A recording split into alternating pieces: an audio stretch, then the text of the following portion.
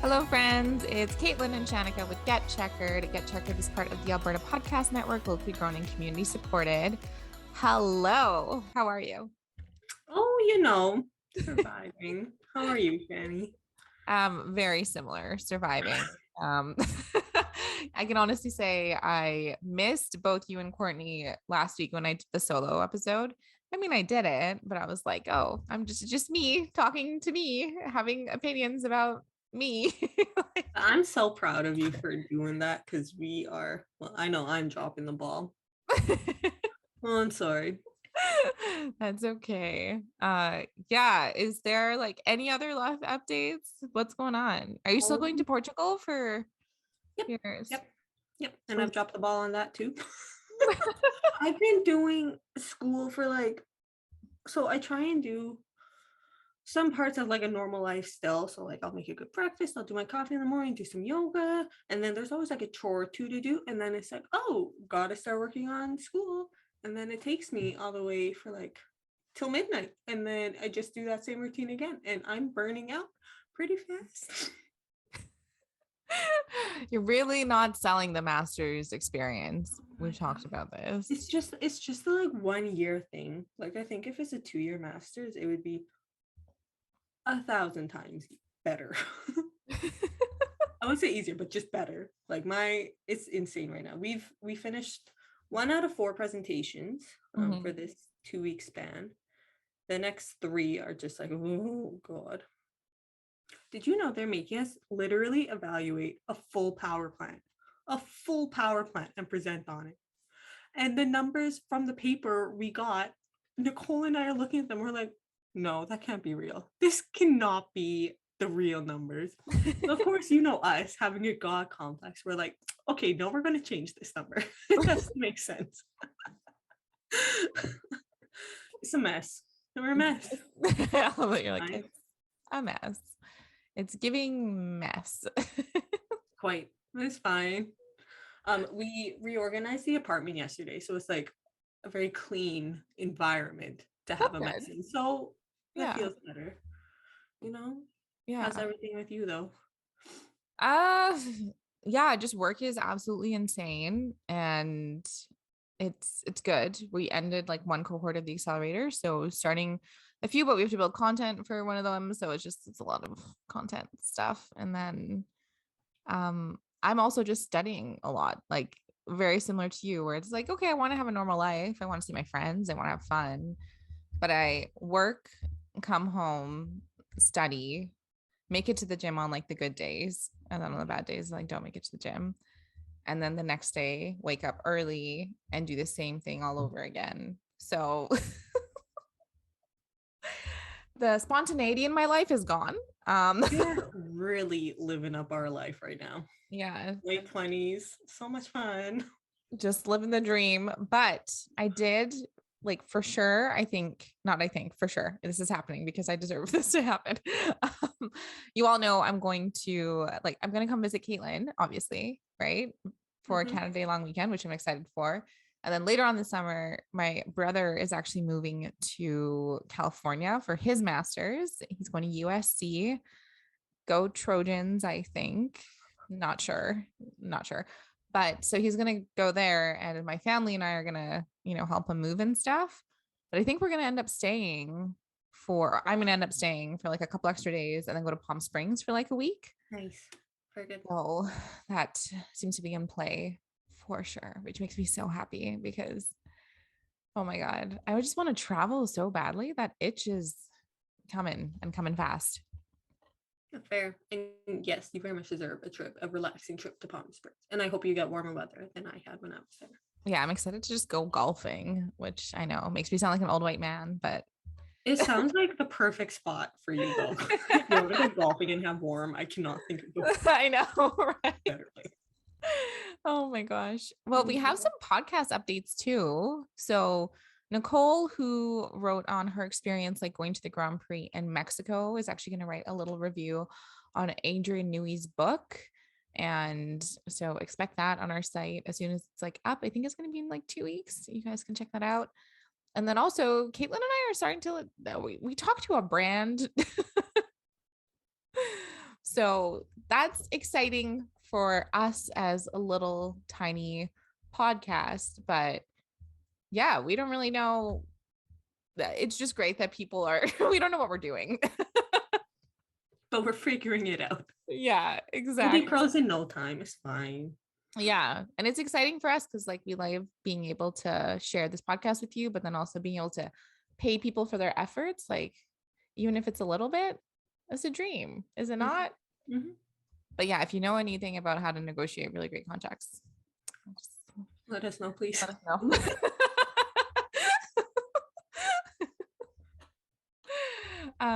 So this episode, we're going to be talking about just a couple headlines from the week and then the big conversation around Vegas, because that was finally announced. I feel like the much awaited Grand Prix. Very exciting. Yeah. But before we do that, we got an ad. So Your Forest is a podcast about the natural world. Hear stories about the environment, renewable resources, conservation, forestry, fishing, hunting, and more. This podcast is for those who cannot live without the joys and wonders of all things wild. Find Your Forest wherever you get your podcasts or at yourforest.com. That's yourforest.com. Yourforestpodcast.com. Shit. Yourforestpodcast.com. You can tell who picks the ads for this one. Yeah. It actually sounds very interesting. So I'm quite interested to hear that one. But anyways, okay, moving into headlines for this week. Shanika did a bunch of research for us because I again dropped the ball. So the Australian GP, that's the one coming up next weekend, and it's kind of fun because it's going to be a night race for our North American times, which is awesome. Okay, is it awesome though? Can we talk about that for a second? Okay, so it's better for me. Yeah, it's it's 10 p.m. Pacific time, so I guess 11 p.m. Mountain time, but like 10 p.m. Pacific time is perfect on a Saturday night. Right? For her, and then for me it's 11, and then for Courtney it'll be 1 a.m. Yeah, so just for this race, live on the best coast. Exactly. So not sure when we're going to record the podcast, but we'll still have it come out on Sunday and the usual stuff, but it's just so funny that the timing is just so late. Oh my God. Anyway. You know what? Maybe you just have to come out to Vancouver for every Australian. Just zip out there for Saturday. It's not the worst thing. But yeah, sorry. Just had to mention that it's like the timing is not ideal for me. But talking about the Australian GP before we went on a side tangent, they have actually implemented track changes. So Shanika found all this stuff via Motorsport. And what has changed at Albert Park and why did it change?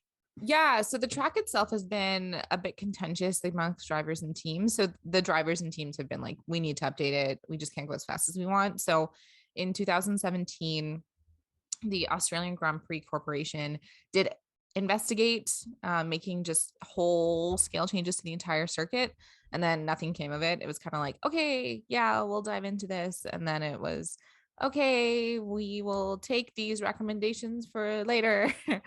And sure enough, later happened, which I think obviously spurred on with COVID, right? There was 2 years without this race, so the benefit of that is that they have time to reconsider all this stuff. And yeah, they revisited and made some of the changes. So a lot of it is tied to widening the track to just encourage more overtaking, passing, and then also just general safety. So turn 1, which is Albert Park's first corner, is pretty notorious for crashes. So it's been widened by 2.5 meters. Turn 3 has been widened by 4 meters. Turn 6 has been widened by 7.5 meters to make it less awkward. Apparently, like the drivers, because it was such a weird right turn, you'd have to slow down so much because it's just awkward looking. And then the turn 9 to 10, which is an old chicane, is gone. That's completely gone. And turn 11's been widened by 3 meters. Turn 13's been widened, and the pit lane's also been widened. Wow. So just more room. Maybe it's because the cars are also just bigger. Like if the cars are built to encourage overtaking and the tracks aren't encouraging that, then Yeah, it's not the car's full potential. I think that's a great idea. I think, yeah, if they had the 2 years to work on that and they were able to make it work, fantastic. And like one of them, 7.5 meters, that's not nothing, right? Like That's that's a lot of space, very right? significant. That's a lot of space. I completely agree when I was reading this because I was like, okay, like 1 or 2 meters, whatever. But that 7.5, I was like, oh, what was happening at that corner that they were like, we need to change this. But I hope it turns out that like with these 2022 cars and all these changes, yeah. we're going to see a lot of overtakes. Mm-hmm. Actually, on Grid Rival, I'm noticing why I'm getting so many points is because my people get so many overtakes. Yeah, actually, we should maybe provide a grid rival update after we wrap the story because Caitlin's killing the game right now.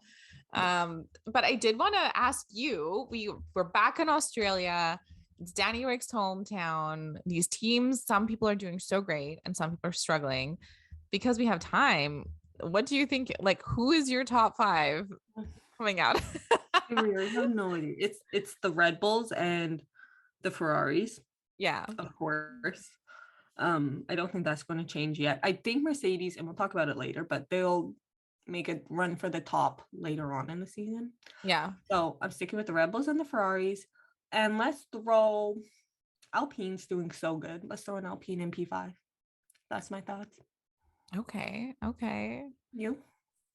Yeah, I don't know what's gonna happen. I wish that McLaren was in a better spot because to see Danny Rick do well, if you're watching this, you could just see Caitlin's eye roll. If you're listening to this, I just have to tell you she is just eye rolled a little bit there. But just to see Danny Rick. Like Danny Rick. I do want it on the record. I like Danny Rick. I'm being a realist for right now, the situation. It could change. Hopefully it does change, but right now It's not looking so good, right? The McLaren's really struggling. So I think it really sucks because I'm like, oh, I'd love to see Danny Rick win in his home city, in his home country. Amazing. Like so fun. Not gonna happen. But in general, I'm like you. I think it's like the Red Bull Ferraris and someone else. Ideally, I hope it's like a Mercedes, that's in that spot. But I think also let's make it exciting. Could an Alfa Romeo, could Valtteri snag a top 5 finish? I feel like anything's possible right now. could K-Mag get Yeah, P5? who knows? These are all options, but we just know that Red Bull and Ferrari. How well K-Mag and Mick are doing. I know Mick has a really big hit, but he's like overall the car and him are doing better this season. So overall Haas, I'm so impressed with. I know, and Gunther must be so happy. It's good to see. But yeah, I don't know who's gonna take that 5th spot, but we know Red Bull and Ferrari will be at the very, very top, battling it out amongst the 2 of them, and everyone else will just be figuring it out in the back and hopefully positioning themselves well if there is an accident or something. But that's all I know. Yeah, but that's exciting. Yeah. And I hope there's some partying for these people because I feel like Australians are rowdy. Am I feeding into a stereotype? I've never met. I think so, but like from what I remember, all my friends and like everyone I met down there really like to have a good time. Yeah. Okay. There we go. You're in the sun a lot. You have a lot of vitamin D. Things are just probably better. And rain or snow all day. Oh my gosh, that's true. So yeah, I just hope it's like a lot of good energy and that the teams do a little bit better. I'm also curious to see if there's any changes because we know that the last race, like Fernando Alonso's power unit died, right? So is he getting a new one coming into this race? Well, something happened to his car. I mean, the engine killed. So I wonder if there's going to be any updates to these vehicles because it has been a week at least. I think so. Maybe the shakeup could happen. I don't know. I did also want to know that shoots Alpine way up to the top. Who knows? Fernando Alonso, please. Right now you're on my freaking grid rival team. I did want to mention that some of the cars are still overweight, eh? So the Ferraris, the Red Bulls, the Mercedes are overweight still, anywhere from like 5 kilograms to like 15. And the only one that's like not is the Alfa Romeo is the only one that actually hit the weight limits that's been, outlined with the new guidelines. So So what are they doing if they're still overweight? Do they not get like penalized for that? Are they? I don't know if they're just being like a little bit more flexible because it is a new era, and they're maybe the expectation is by the end of the season you have to be hitting regular weight. Like I have no idea, but it's funny to me that Alfa Romeo is the ones like, yeah, we got it, like we're fine, and everyone else, even the leaders, the people that are leading the races right now, are too heavy. So I guess we'll see like when they finally more so finalize the car to be within all the regulations when that happens and how it affects the performance. Yeah, and I'm curious if it'll be like I said, if they've done any updates since the last race. So maybe some of these cars will actually be lighter or closer to weight come Australia. I have no idea. We shall see. Yeah, we shall see. We don't know. The giant thing is what we always say, which is we don't know anything really. The next headline I had to pull because obviously I'm a Pierre Gasly stan. Though he's not on any of my fantasy Formula One teams. Sorry, Pierre. I apologize.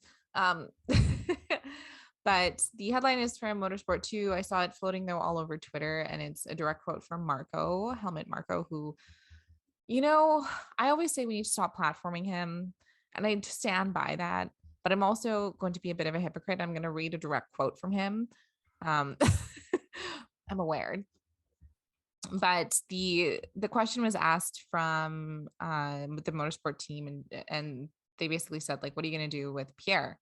And he said that, they have a contract with Checo, and quote, we have to compare the performance of these two drivers, and with Checo, we're still in the middle of the year. With Gasly, we have a contract until 2023, and it's clear that if this contract expires and we can't offer him a chance to move up, we will most likely lose him, and we don't want to.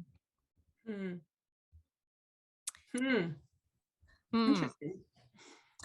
Yeah. I think this comes back to what you and I have always been saying, is that he needs to leave, and that Mercedes seat might be that option, because I don't know if Checo does well this year, if he will get that seat. Right.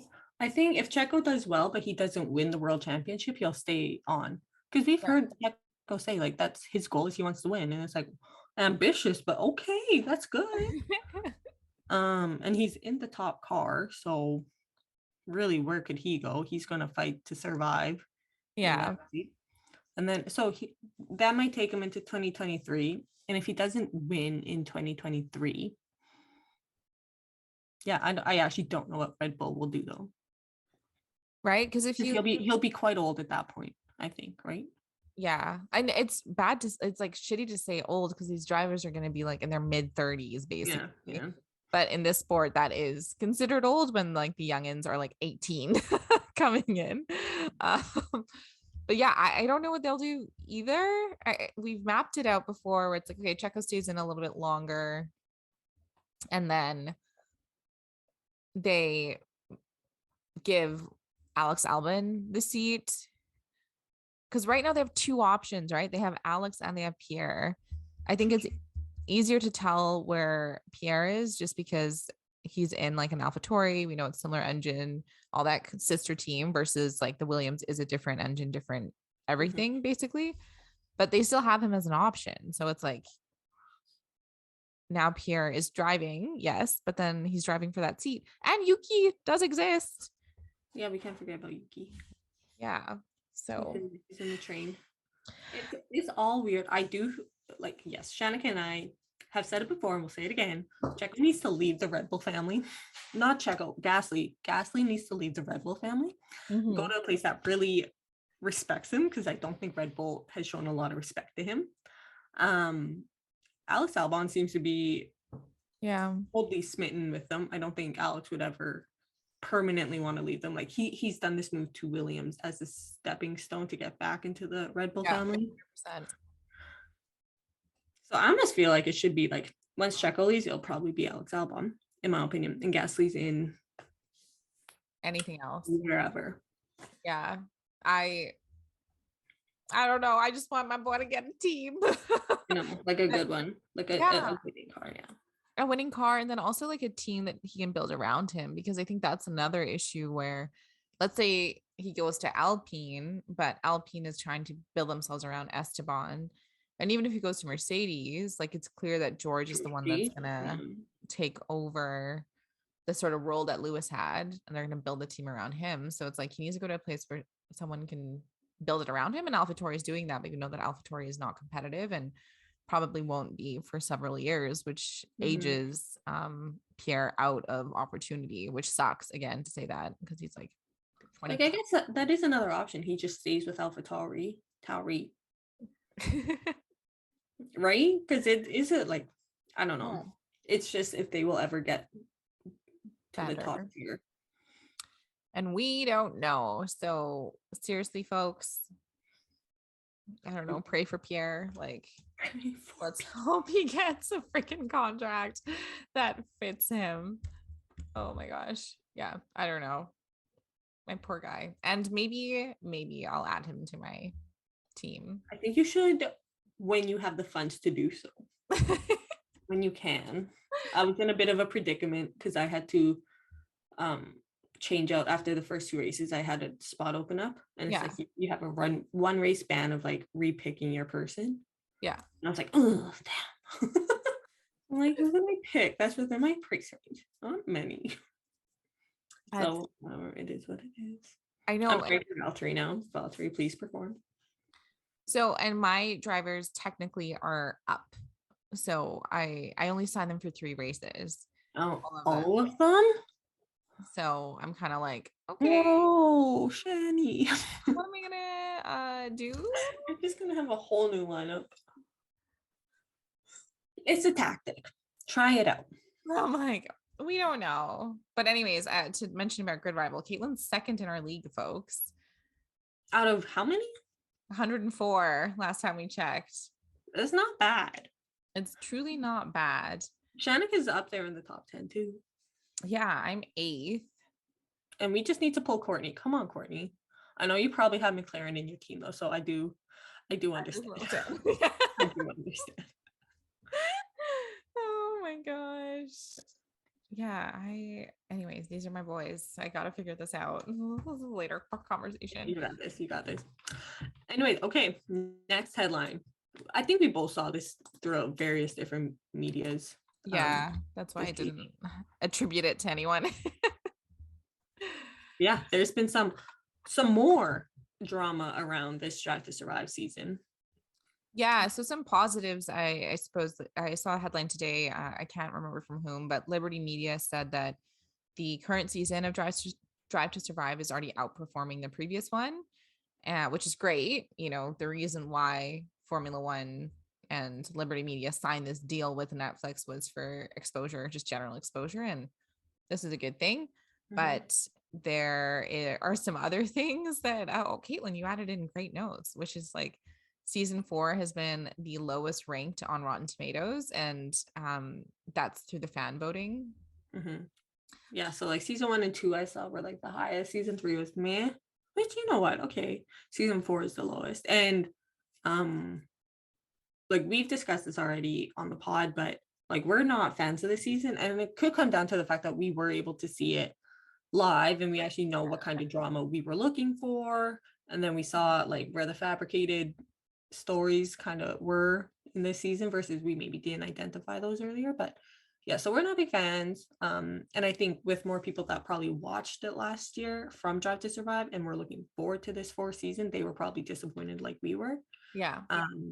So it's like from a fan perspective, yes, they're getting more people watching it, which is like Shanika said, exactly why they wanted to do this, but they probably need to reevaluate how they're going to show the upcoming seasons if they're seeing more people but like ratings are dropping. Yeah, and I think that's the big sort of conundrum that Netflix has, right? Because it's, you don't, if people are coming into the sport through Drive to Survive, but then they actually end up watching the full season like you and I did, so watching all the races, you know, not everyone has like commentary on it like we do, but they're watching all the races, then they're experiencing it in such a different way. So how do you acknowledge that and create a show that I guess like follows what the people are actually experiencing or focusing on, or what the headlines are through the season. Like I have no idea. And yeah, it was a bit of a slog to get through. I mean, we have a whole episode, I think, talking about Drive to Survive, but it was just, yeah, it was not a good season. I didn't love it. No, No. did not. But I think like I wonder if Netflix could, I don't know, get someone. I don't know if they already have someone that's super into F1 that can help edit this stuff, but like get someone with more F1 experience to be like, no, this is not really like what we should be showing, or like you're missing this big moment. That could help. Maybe. I have no idea. Netflix, you can talk to us. It's fine. Yeah, hit We us can up. help. We're happy to support. But one of the things that makes me worried is that we've had like a number of drivers share that they're like not happy. Mm-hmm. And lest we forget, folks, there are only 20 drivers in Formula One. So pissing one person off, okay, you can manage it. Like they did this season with Max. Like Max wasn't in the season, but I think they did an okay job navigating it. But if there's more than one that don't want to be in the season, like that's gonna be trouble, I feel like. Yeah, and I think like you noted two more people have, well, one definitely recently came out. I think another driver was a few weeks ago, but like you noted before, like Max didn't partake in season 4. He compared it with the Keeping Up with the Kardashians format, which is hilarious. Yeah. That is kind of it like it is true a little bit. When he said that, I was like, yeah, you're right. There are, all reality TV shows have confessionals, okay, you know, which is exactly what the Kardashians have and exactly what Drive to Survive has. But yeah, when he said that, I was like, oh yeah. and just like forced storylines and everything, and yeah, on reality TV show. Anyways, and yeah, Max was quoted to say like, it's also taking more time when we're already doing so many things. And I saw the benefit initially, of course, you get more popularity. But for me now, I think you reach a stage where it's a bit more like keeping up with the Formula One world, if you know my reference. Guy. Yeah, and to add to that, one of the marketers who I'm obsessed with, her name is Taylor Loren. It's like who I go to for anything I want to learn. She started watching and I was like, oh, this is so great. But then she was like, oh, it's like the Real Housewives, but just like dudes with cars. And I was like, oh. I like that. It is. This is the guy's version of Real Housewives and Keeping Up with the Kardashians. Truly. Lando Norris, I do think we talked about this, but just as a refresher, was also very critical of his portrayal with his relationship between him and Danny. And the chief, the Formula One's chief, I forget what his name is. His first name, I think, is Stefano Domenicali. Close, yeah. Domenicali. He's also mentioned like he doesn't want the dramatization and has mentioned it to the producers, so we'll see what happens there. But we know that Lando was upset because if you watch the season, he comes off looking like a fucking prick. He does become like, and yeah, no, that was such a weird little storyline. I was like, you blew this up? There was one headline 1 week. That's exactly it. Because yes, as fans, were like, oh, we hope that relationship comes, but there was only one headline that was tied to this. And you're right, it was 1 week and then it was over and it was gone. And they have warmed up to each other. And you can see that through the YouTube videos that they do for McLaren. But I think it's also like these people don't know each other per se, right? Like it's not like he grew up racing with Daniel. So I think it's normal to have to take some time to like warm up your relationship. I don't know. It's so weird. It's so weird.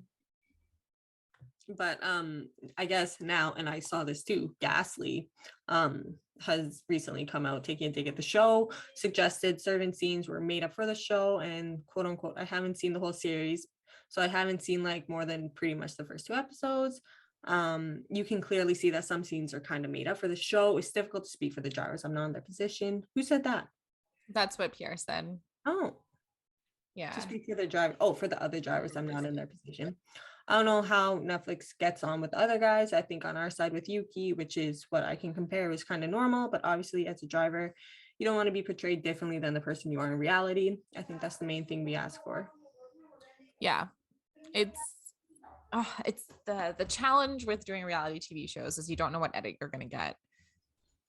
Right. But I do think might cause a bit of a problem for Netflix because right now we've listed at least 3 drivers who are not particularly like happy with how things were portrayed, and Gasly kind of alluding to, yeah, everything was like fine on our end, but it's clear that some things amongst the other drivers were not real. Netflix can't afford for more drivers to not do the series. Yep. Yeah, it won't become a very effective show if you don't have that percentage of drivers anymore. Well, even like you didn't have the world champion, right? So, which is a huge problem because I'm like, there's only 20 drivers, so if 5 of them even are like, I don't want to be a part of this anymore, you're losing like a significant part of narrative when they choose to, if it's that many that choose to not be a part of it. So I wonder what kind of, I think what's interesting though, for this feels like their first time, but I actually think that Netflix is going to have to work with Formula One for the next season and to figure out how they're editing it and all that kind of stuff, because they can't have more drivers drop out. There's so much more news and so many things happening. But I think it's cool because Netflix typically doesn't do that with anybody else. Like they're not going to like bend their knee for anyone. So I think that they're kind of being put in a position where it's like these drivers actually have a lot of power. Formula One itself is saying like, we don't want you to over dramatize anything. So they're going to have to adjust accordingly. Like, and I think that I wonder if Netflix doesn't get their shit together, right? And F1's like, okay, we're not going to go with Netflix anymore. But I do think the show has been so important for their sport growing, especially in North America, that they would maybe just go with a different provider that could provide them more direction on editing or something. Yeah, more freedom to do it basically the way that they want. And we know, like you just said, what a marketing push it's been for Formula One, but also for Netflix to be associated with that. So if there's so many streaming services, folks. So like they don't owe Netflix really anything. They can go to any service that can be more representative of the season. Exactly. They might just need to like call it something else that isn't Drive to Survive, but whatever. Keeping the drivers happy though is obviously very, very important in this sport. And like I get what Gasly's saying. Like, yeah, it is a lot of time on top of an already busy 23 race season upcoming this year, which is fucking insane. And I know we're going to talk about Vegas. Does it go up to 24 races next year? We're gonna talk about that, just about whether they should pull the cap, because they typically do have a cap of 24 races a season. That's a lot of time already. So good Lord. Anyways, that's that Drive to Survive drama. We'll see if any more comes out. Yeah. And also I'm just like, we just need them to just pay attention to what the drivers want. And I mean, maybe less Danny Ricciardo. I know. You know what? There's an opportunity, Shanika. There's an opportunity. It's something we could even look into once we finally have time again. But we create our own version of a movie for this past season, because there were so many things that should have been covered, should have been just like captured, immortalized in film, and yet they weren't. Thank you, Netflix. You missed that. So it's like, we could do that. We can bring in all the good stuff. Get all these drivers in a room and start judging them based off their horoscope signs and show them clips of where they were behaving like Capricorns and Scorpios and throughout the season. Genius. Why not? Yeah, we'll leave that there, and if any more comes up, we will keep y'all updated. And also let us know what you think. Like, send us, you can shoot us an email at getcheckered@gmail.com, or DMs on Twitter and Instagram. I'm on all of those pretty consistently, so just let us know what your thoughts are about how Netflix could handle this going forward, with a bit of contention from the drivers. Oh, the kitty! I haven't seen her in so long. She turned 1. Oh my god! Last week. So they're on all the transition stuff to adult food now. Yeah, She's still so cute. She's so needy now. Holy shit. I don't know what I've done. Clover. And bums, little bean. Yes. Angel and I, my roommate, were looking at little bandanas with F1 on them for the kitties for their birthday. That's so cute. We haven't got them yet because I don't know who she's going to support. We'll have to see though. I'll just put the TV on. There's a bunch of TikToks with cats going up to the TV and like scratching and like looking for their favorite driver. So we haven't done that in a while, have we, Clover? So look at you go. You crazy. Anyways, okay. Back to things. We're going to do a quick ad break before we get into our main story of the Vegas GP. So this one goes out to Park Power. In Alberta, you get to choose who you buy your internet, electricity, and natural gas from. Park Power has low overhead, which in turn allows them to offer low competitive rates. Reach out for a no obligations comparison by emailing estimates at parkpower.ca. If you decide to switch, it's easy. It's really just a change to your billing and you can feel good, knowing you are helping to give back to your communities with your utilities bills. So learn more at parkpower.ca. Awesome. And also helpful because we know that everything is freaking expensive right now, especially utilities. You should see Caitlin's face. It is insane. Everything in Alberta is still cheaper than BC is what I'm learning, and how much I despise the prices in BC. Oh. It is so expensive here. It is painful. So everyone, swap to Park Power, and in general, ask for fixed instead of variable rates, folks, so that you're a little protected when the market goes wacko. Absolutely wacko. You tell them. So the big announcement this week was Vegas 2023. The Las Vegas Grand Prix is freaking happening. Holy shit. Yep. What do you think, Caitlin? How are you? We could go to Vegas. I want to say no. See, we're excited to do that. It's going to be just in the city, so a street race at nighttime and down that main strip as well. So beautiful. It's also going to be held during the American Thanksgiving weekend, which is interesting. We don't really know. It's the night of November 10th. That's their Thanksgiving. Is that when their Thanksgiving is? Sorry, I'm going to fact check. It is a November Thanksgiving. We don't. But I just saw that date and I'm like, oh, the night before Remembrance Day. Yeah, that's a thing. That's what we know it as. Oh shit, I'm wrong. American Thanksgiving is the 24th to 25th. Oh, okay. So you can go watch the GP and then fly back to go have Thanksgiving dinner with your parents. That's how it works. Exactly. That's so funny. I'm fact checking myself as we're doing this. That's great. That is classic. Yep, classic. This is very classic us. But I did find some little fun facts because I don't know if everyone else knew, but I truly had no idea that that they had actually raced in Vegas before. So what are some details? There was a Caesar Palace Grand Prix that was held in 1981 and 1982. This is what's kind of funny though. The track was laid out in the parking lot of the Caesar Palace. Oh my gosh. It's just not that, there's this and then there's Monaco in the same season. Just not sure how that works out.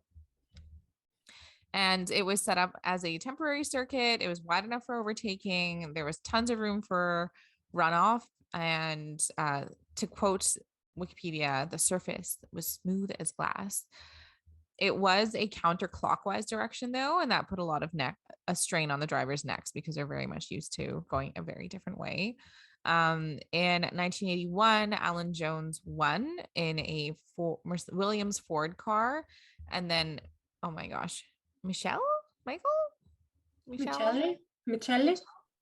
Alboreto won in 1982 with a Tyrrell Ford car. The FIA and Formula One pulled out after that though, and the track was then later used 2 more years for just other karting because multiple reasons. One was that there was just super intensive heat waves both years that they did it, so it actually harmed the drivers. Like it just, some of them have suffered from heat stroke and things like that. There was, Oh. of course, very small crowds. You know, this is notorious for the States. And in 1981, the race, because it was so under attended, was a significant loss for the hotel. Hmm. So it just wasn't the vibe. I think this ties perfectly into what we talked about with Drive to Survive. Formula One just hadn't really made an impact in the American market. So for a hotel like Caesar's Palace to try and set this up, it just wasn't the right time. Obviously, it's different now Mhm. with Vegas. So the Formula One had a little cute video that I'll make sure to link in the podcast description. You can watch of them telling the drivers. But did you watch it, Caitlin? I did. And I've seen all the TikTok renditions of it. When Danny Rick was like, I was going to retire. Now I'm not. Did we call that he was going to retire? Yes. We called that. We called that. But yeah, I can see why he would stick on because it's a Vegas. Like literally, that makes sense for someone like Daniel Ricciardo. Like, okay, would have retired, like very realistic path, but like Vegas, oh yeah, I'll Oh stay yeah. on. I'm like, I'll come back. This will be fun. So that's a race that he's always wanted, was the Vegas race. Mhm. And Lewis he wants Miami, Miami. which is Yeah, also did you see that old press conference from 2017? And now we get both those races. both those races. Manifestation. Yeah. And like Caitlin said, I look like I'd be so down to go to Vegas because you could honestly not even attend, but just book a hotel room that faces where the track is. Maybe pay like a couple grand for one night in one of those. Just get a bunch of people in one room. It's fine. Yeah. You all pitch to pay for that room so you can all watch it Oh from your yeah. hotel room. And it'd be better to be up high because then Yeah, you would get more view. exactly. So it seems like this is going to add a couple $1 billion or half a billion, I think, in revenue to the city, but it's also going to impact the city significantly because the strip is going to be closed down But like for the for best reason. a And like they're weekend. giving enough heads up because it's going to be November 2023. Yeah. That like they can make it well known that like anyone booking travel at this time, like not an advisory, but like a heads up, Yeah. strip is Like, not going to be open for you on this night. exactly. I wonder how the track is going to be, right? Because a lot of the street races we have are like Monaco, where no one can overtake anywhere for the life of them. Mm-hmm. Obviously, this will be on the street level. We don't know how big the track will be, but I'm hoping they just like bake in some ability to overtake. And Oh yeah, they that'd do, be so much fun if it yeah, was one. I they think did. it would be. I'm trying to remember last time I was in Vegas. It was a long time ago. Yeah, it's been a long time for me too. I think it's like the last time I was there was like 2014, 2015 or something like that. So it's been a while, but we know that if this is happening, this is obviously very much happening. Just it's going to be exhausting for the drivers because you know they're going to be pulled into like 45 million different events on top of like having to do qualifying and everything like that. Like it's going to be quite the show, And folks. someone was saying, I can't remember which driver it was, but they were like, we need a week break on each side of Vegas. Yeah. And I'm And like, yeah, I agree. fair, I fair. agree. That actually ties into my question for you, Caitlin, which is oh my gosh. Formula One has a cap on races, which is 24 a season. Do you think they should lift it? And also, how the hell do they intend to do all of these countries that they're like signing on? No, exactly. I think 24 is a lot. I feel like they have to listen to the drivers in this respect. If the drivers are feeling overwhelmed, I think that's your limit. Yeah. Like, would you just put your reserve drivers in for a few races? No team's going to want to do that. No team's No. going to want to pull max and put a reserve driver in instead Yeah. voluntarily because there's so many races. And so, like, I don't know. Can you, like, we've talked about it before. You can rotate maybe some of the years, but like, that's not the contracts they sign, which is like, come on, you guys. Yeah. I was talking about this on Twitter too. I really think they need to go back to the drawing board just in terms of what makes sense. Also, we know they have these like giant ESG goals, like environmental goals. Like, how are you going to meet them if you're traveling? Because we know the biggest impact is logistics. So, how are you going to meet it if you're traveling all over the freaking place and not in like in an order that makes sense, right? Like we know that they're flying back and Mhm. forth, shipping things back and forth pretty consistently. So I don't even know. And frankly, it's also exhausting for us. Like for super fans of the sport, 24 races in a season, that's 24. And especially in like the North American market, where on the West Coast, things are always in the morning. Yeah. Like out of those 24, what, like 18 to 20 are early morning races for us? Yeah. It's not great. It's yeah, I don't know. Like they need to rotate races. They need to keep the ones that are sort of iconic and must be there. Like Monaco, I don't think will go anywhere. Mhm. So that will stay, or whichever ones they are like, this is indicative of history of, you know, everything that needs to be there. Keep those and rotate the others in and out because this is like becoming untenable. Like, how do you do this all? No, exactly. But like going back to that contracts, no, it's like if all their contracts are written like, oh, for 10 years straight, we're going to go to this race. It's like you did a bad contract, I'm pretty sure, sir. If you're considering all these places, you probably should have thought ahead and been like, oh, for 10 years, like you'll be on the list or something, and we guarantee you like 6 races or something. Yeah. Something, just like add more flexibility into the contracts if you're wanting to add all these different countries. Like, where does Colombia fit in? I still want to go to the Colombian GP. I still want to go to the Japanese Grand Prix. And we know Japan is obviously very strict about COVID, so I don't know when that'll happen, but it's also like even if they get to a place where they can do it, like will they even fit into the schedule? It becomes a giant question. And we want to go to Brazil. Mexico looks like so much fun. Like there are places we'd like to go to. I don't know. That it's just even the setting the cap at 24 races seems too high. It does. And I don't like, where did that cap come from? Did they consult these recent drivers? Or was that like, I don't know if it's just been like standing, you know, like something that's just existed since the beginning of Formula One. And then now I think it's just, it takes a lot out of the drivers. It takes a lot out of the teams. And the impact is so much higher that I'm like, I don't know. I don't know. I don't know what you do here, folks. right? This is a big question. And, you know, we're just two lowly podcast hosts. We have our thoughts, but there's experts getting paid a lot of money to figure this out. So we leave it to them. And then we'll talk about if we agree with it or not. Yeah. And like you said, we just have to they have to keep driver wellness at the front end of this because to have the mental stamina to Well, be yeah. And it's also competitive like, for that long, so like what the how hell? often, also different angle to look at this. All these employers are talking about like work-life balance. These drivers sign up knowing like this is their life, right? Yeah. But they also have personal lives. And like if you take them away from their families for that length of time, and it's not even just the drivers, it's all the teams too, right? It's hundreds of people that don't get like family time if they're gone for that long. It's Yeah. not good. And we want these people to have, like Caitlin said, lives. We comment on their lives too. We can still keep the podcast going whether they're racing or not. That is so true. You actually noted here that Stefan said that he believes it's a very important market for the sport being in North America. So now there's 3 total races, which is In the States. 3 in the Texas. States. Yeah, they have Coda in the States, they have Miami, and they have Vegas. So it's like you can definitely tell what their target is, It is. like Yeah. where they're trying to branch into. Fair. I mean, okay.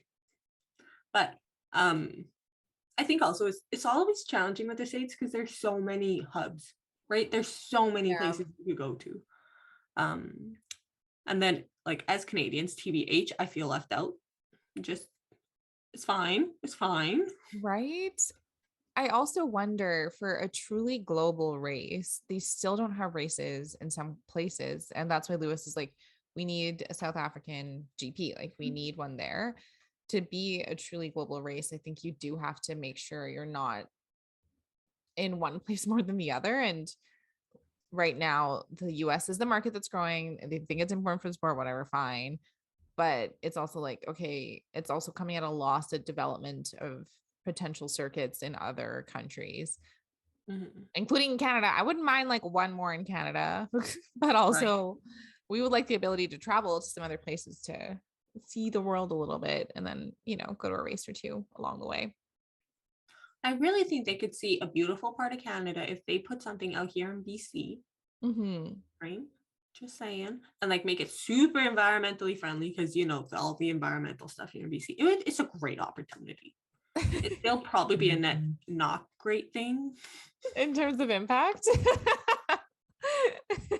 But there's always mitigations that can be done. And it's like, yeah, it's just like see something new.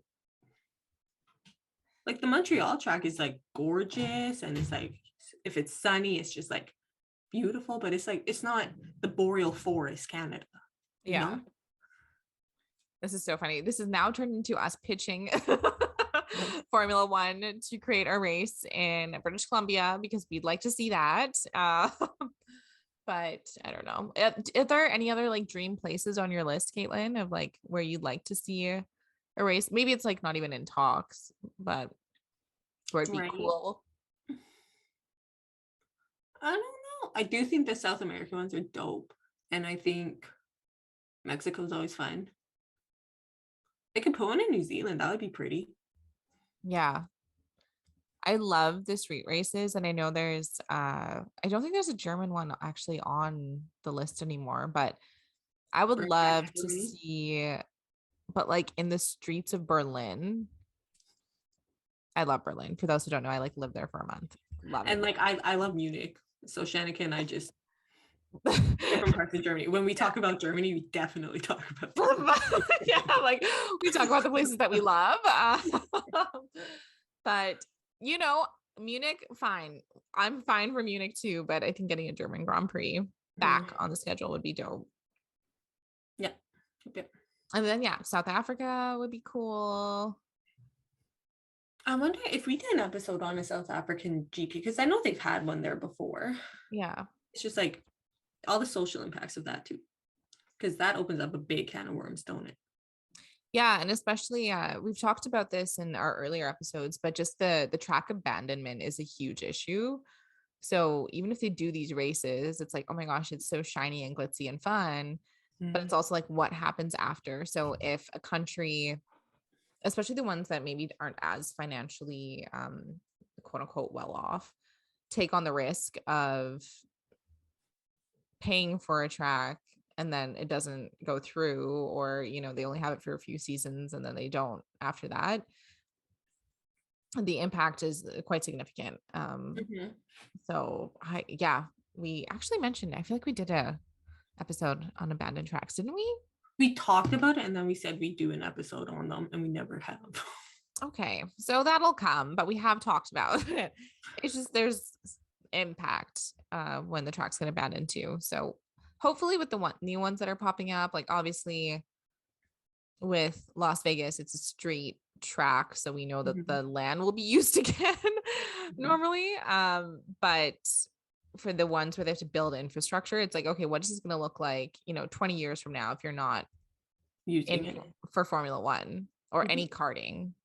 I really think like development of these things need to be thought of in a long-term perspective. Yeah, like, okay, so we use it for these years likely, and then what could we turn it into? Yeah, afterwards. And this is where Caitlin, having her brilliant degree, life cycle analysis. Yeah. Oh my gosh. Well, I got nothing else. Yeah, I think that's everything. Yeah. Also, I'm just going to touch on Esteban Ocon's face in that video when they were told about Vegas. Did you see that too? When they're like Vegas and he's like, no. And it was so cute. He's so cute. He's watching that video, like I said, it's going to be linked, but all of the drivers were just, I think it was a mixture of being surprised, but then also like kind of like I saw the like, oh wow, this is so exciting, especially for Checo, but then for Lewis, he was like, yeah, it's gonna be crazy or something. And I looked like he was like, oh fuck. You know what I mean? That's what it looked like to me personally, where it was just like all these drivers like were kind of excited, but then also were like, oh my God. Like just really thinking about it. Yeah. Because that's another thing. You go to Vegas, you want to enjoy yourself, right? But these drivers, we know they go to these places, they can't really enjoy themselves because they're so busy. You should be concentrating on your race. Yeah, but they probably want to like go to some clubs, see some few DJs, maybe a pool party or two, go play poker, all of them. Could you imagine walking by like a craps table and seeing like all of these drivers just playing? That would be insane. It would be a life story, truly. Yeah. So I don't know. It's a cute little video though. It's